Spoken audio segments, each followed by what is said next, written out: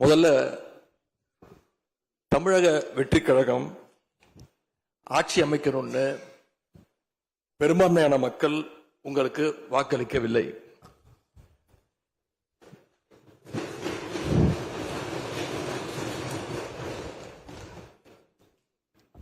நடந்து முடிந்த சட்டமன்ற தேர்தலில்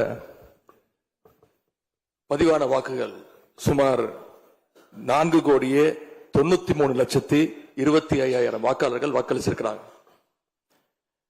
தற்போதைய ஆளுங்கட்சிக்கு வாக்களிச்சவங்களுடைய எண்ணிக்கை எவ்வளவு தெரியுமா? 1,72,26,000 தான்.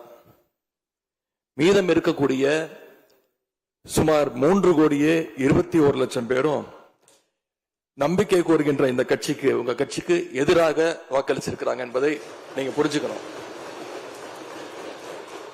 அதாவது கிட்டத்தட்ட 65% மக்களால நிராகரிக்கப்பட்ட ஒரு ஆட்சி மேல எங்களுக்கு மட்டும் இல்ல, உங்களுக்கு வாக்களிச்ச மக்களுக்கே கொஞ்சம் கொஞ்சமா நம்பிக்கை குறைஞ்சிட்டு வருது. அடுத்து மிக முக்கியமான ஒண்ணு நம்பர்ஸ், மெஜாரிட்டிக்கான நம்பர்ஸ்.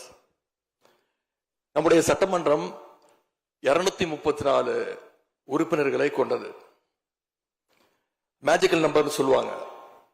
118 உறுப்பினர்களை கொண்ட ஒரு கட்சியோ ஒரு கூட்டணியோ தான் ஆட்சிக்கு வர முடியும். இப்ப நம்பிக்கை கோருகின்ற இந்த கட்சிக்கு, உங்க கட்சிக்கு அந்த நம்பர்ஸ் இருக்கான்னு கேட்டா இல்ல. 108 இடங்கள் தான் இருக்கு.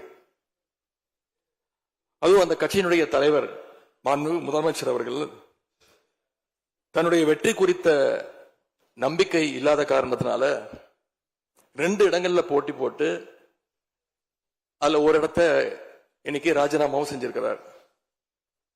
இன்னும் அந்த தொகுதி மக்களை சந்திச்சு, நேரில் சந்திச்சோ இல்ல ஒரு அறிக்கை மூலமாகவோ ஒரு நன்றியை கூட இன்னும் தெரிவிக்கல.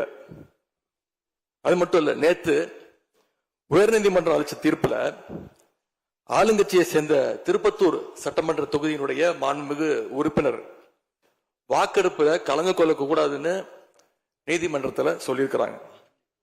அதனால இப்ப ஆளுங்கட்சிக்கு வெறும் 106 இடங்கள் தான் இருக்கு.